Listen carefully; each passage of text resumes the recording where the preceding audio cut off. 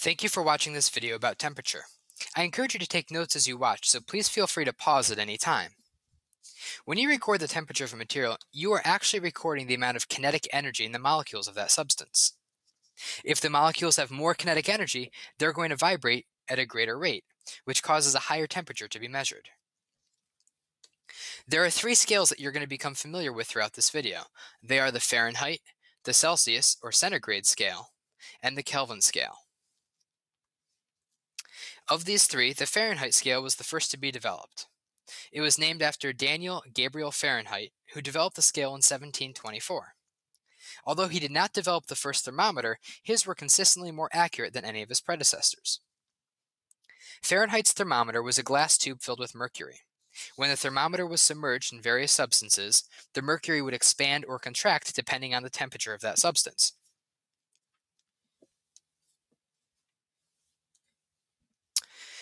To measure unknown temperatures, Fahrenheit needed to create a scale based on a predetermined value. The coldest temperature that he was able to consistently produce in his lab was done so by mixing ice, water, and ammonium chloride, that's a salt, in equal amounts. He set this to be the zero value on his scale, 0 Fahrenheit. When he mixed water and ice in equal amounts, he recorded that temperature to be 32 degrees. This should be a familiar number to you.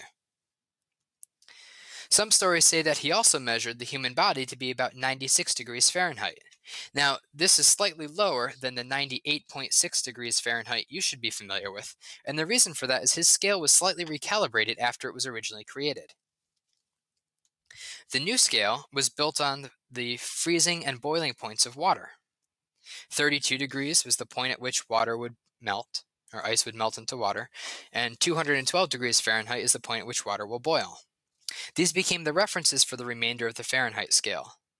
Notice that there is a difference of 180 degrees between these two. A short time later, another scientist, Anders Celsius, developed a new scale that was also based on the phase changes of water. Here, the freezing point of water was set as 0, and the boiling point was set as 100 degrees Celsius. The difference between 0 and 100 is obviously 100 degrees. This is where the name centigrade comes from, because there are 100 increments between freezing and boiling. It actually wasn't until the 1940s that this scale was renamed the Celsius scale.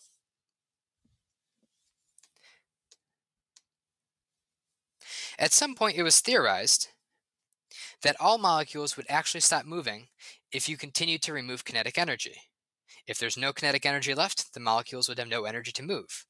On the Celsius scale, it was projected that this temperature, or that this event would occur at negative 273.15 degrees Celsius.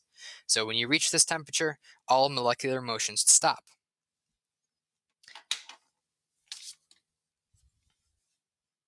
At this point, because nothing is moving and there is no kinetic energy, it was referred to as absolute zero,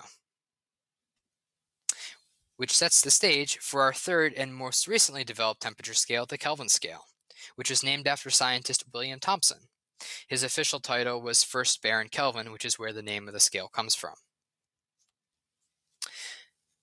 The Kelvin scale, it recalibrated the Celsius scale so that absolute zero was in fact 0.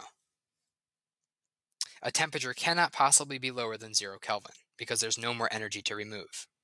Since absolute zero is negative 273.15 degrees Celsius, 0 degrees Celsius, which was the freezing point of water, is going to be equal to a positive 273.15 Kelvin.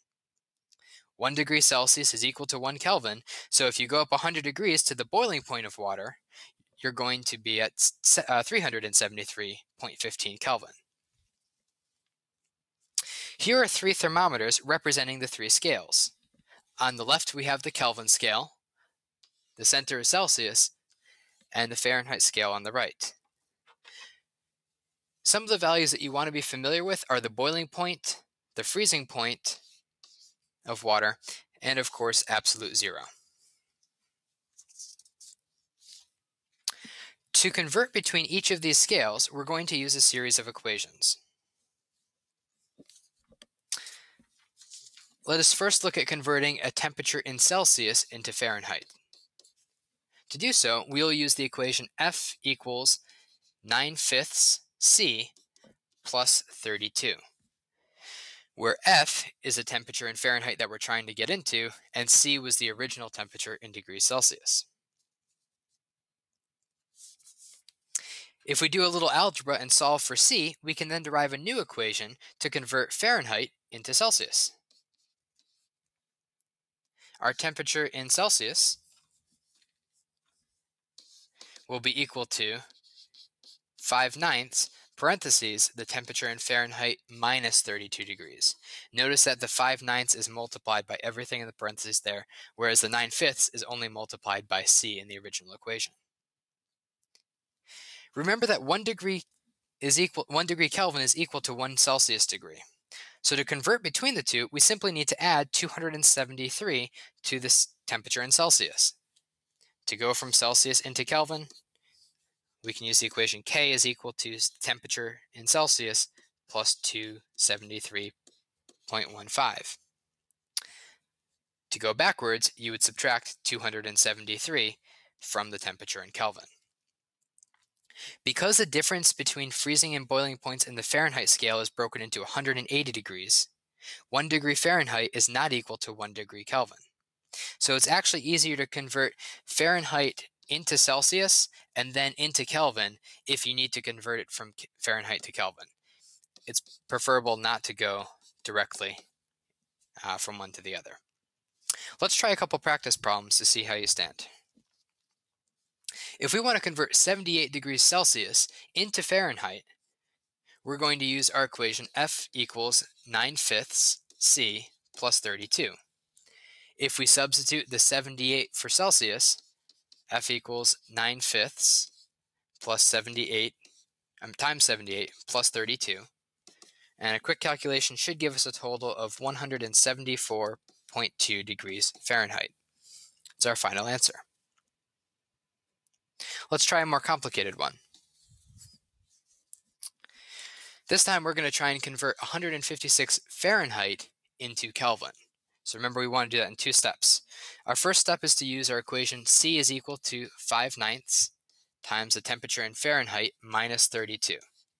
So C is equal to 5/9 times 156 minus 32, which gives us a final temperature of 68.89 degrees Celsius. Now our ultimate goal was to get into Kelvin, so we'll use the equation K is equal to C plus 273.15. Our final temperature will be 68.89 plus 273.15, which gives us 342 Kelvin. Notice I didn't put a degree sign here. When you deal with Kelvin, we generally don't use a degree symbol. Fahrenheit and Celsius, you would continue to put the degree mark, like so. You should now be prepared to go and practice some more temperature conversion problems on your own. Good luck, and thank you for watching.